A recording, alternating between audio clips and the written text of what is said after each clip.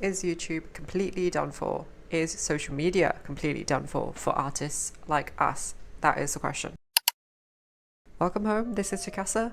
I realised that I don't really have a video explaining who I am, what I do, and introducing myself really to people.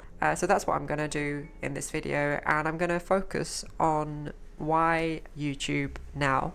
So I started YouTube in January this year. I had this channel, but I wasn't really using it up until then. So far, my long form videos aren't doing that well, but most of you have come from my short video, the one that I uploaded at the very start, which was about my artworks, me as a painter, and what I used to do as an artist, and how I feel about creativity right now.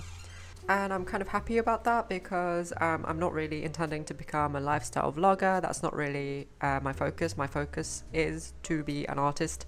I'm noticing that there is a trend of YouTubers who are creative quitting YouTube because the algorithm has betrayed them.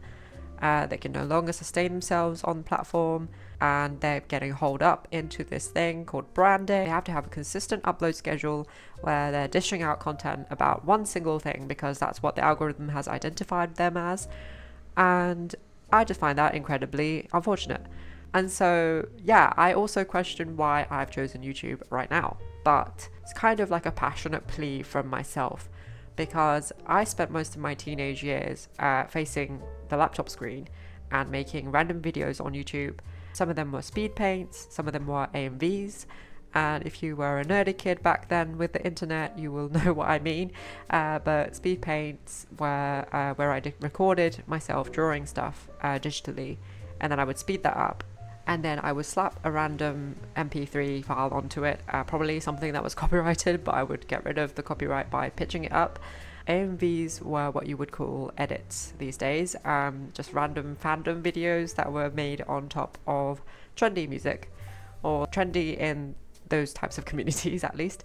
And actually it was really fun editing those things, and you know, random amateur people would find a small audience from those things, but we didn't really even think of them as the audience. It was just more like subscribers didn't really mean much. It was more like people who made things would speak to other people who made things through their videos.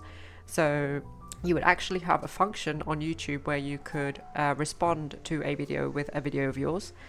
There were things called tags, where you would basically be given a challenge or something to do, and there was a chain of channels that would do the same thing, tagging each other, and it was very community driven.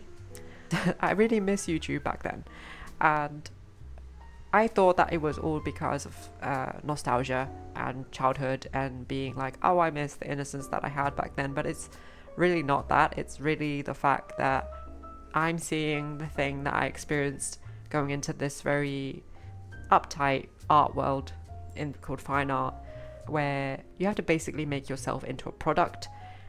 You can't really have yourself in there other than the work itself. You have to detach yourself from it.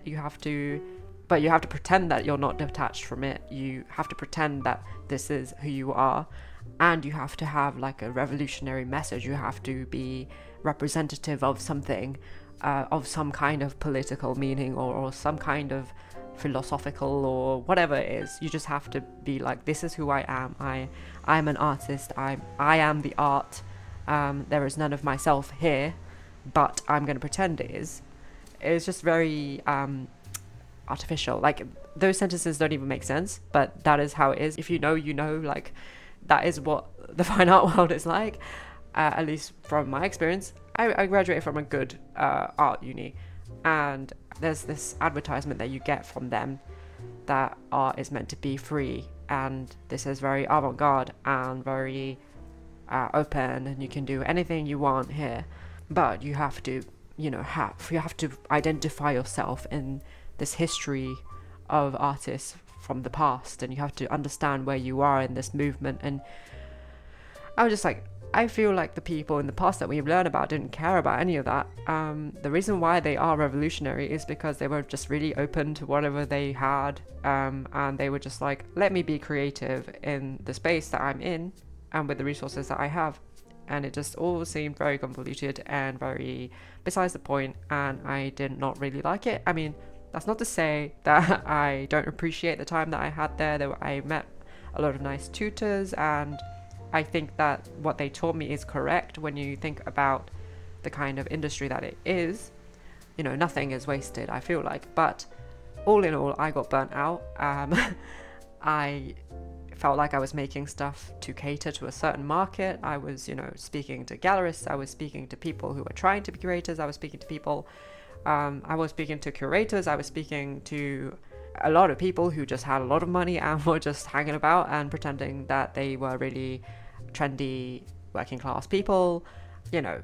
I was in there and it wasn't making me good work. I really don't like the work that I made back then. I cringe when I look at what I made because I don't think it was necessarily bad work. I just think that I can just see what kind of mindset I was in to create that work, and that just makes me really cringe, and I really don't like it. I feel like YouTube, not just YouTube, I feel like social media is going through the same thing. It used to be a platform and a place for people to be expressive, and they're just getting hauled up into basically genres and products. What kind of thing are you selling on here? But my question is, does it have to be like that? I don't think so. I think one of the good things about social media is that people are on here as themselves, and yes, it does encourage people to be kind of parasocial about it and be like, I'm very relatable. But that also means that people are kind of interested in the person that they're seeing on the screen, and that's something that you don't get in a lot of creative places. You have to really, there is a disconnect between the person and the art unless you do get that recognition, and then only then people will be like, oh yeah, this person is so much into their art, blah blah blah, and you get celebrated for it. But the way there is not really like that. It's hard, it's difficult. But yeah, I just don't want to be that negative about it. I know I just ranted a lot about the bad things about it, but I think because of that, I think people like me who, there are a lot of different types of creative people, but I'm one of those people who like to experiment a lot in different mediums. I am always doing different styles, and I think that is pretty natural to quite a lot of creative people, and styles aren't really constructed, they just sort of naturally come out through that experimentation. And when you're 20 something, I think it's not really that normal to be like, I know exactly what my brand is, and I know what I'm selling, and I know what I'm best at, because I don't think you do. I don't think you do. So I just think it's okay for some people to reveal that in front of people. Me, as this random one person making random video on YouTube, I hope that I can help a little bit to encourage people that are watching to do the same. Don't think that you have to be a YouTuber, or you have to have this goal of having this many subscribers and all of that to make videos or to make any sort of content online. I think it's actually better if a lot more people who are amateurish come out and help each other have fun. I think I'd like to see that happen. So yeah, I guess this is me explaining that I really want to make videos that encourage people to do that. Yeah, all of my favorite channels that really helped me do that have all gone now. So I guess I want to be one of those people if I can. And I don't want to be too motivational speaker about it, but really I just want to get back to that time where it wasn't all about polished editing. Well, that said, I think it is a good thing that we have softwares like CapCut and stuff. Back then it was quite expensive to buy a video editing software.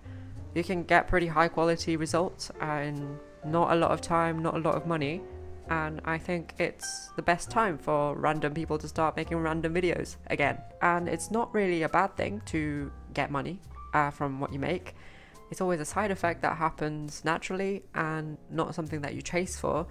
And there's way too many people who are chasing for that right now and, selling you this dream. So much of lifestyle vlogging is like, I changed my life by doing all of these things.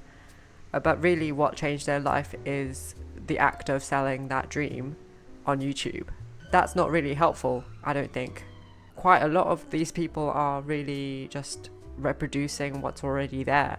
Why don't we get back to weird people on the internet? I don't know, maybe this is just like some old person on the internet being like, I just wanted to be like back then. But like, if you agree, please let me know. Like, when I say please comment, I don't mean that because I want engagement. I mean, yeah, great that it gives me engagement, but I genuinely want to know what people are thinking. And if you comment and engage, I will check out what you're doing if you are on YouTube and if you are making videos as well. You know, like, I just miss that. Like, that's what I used to do.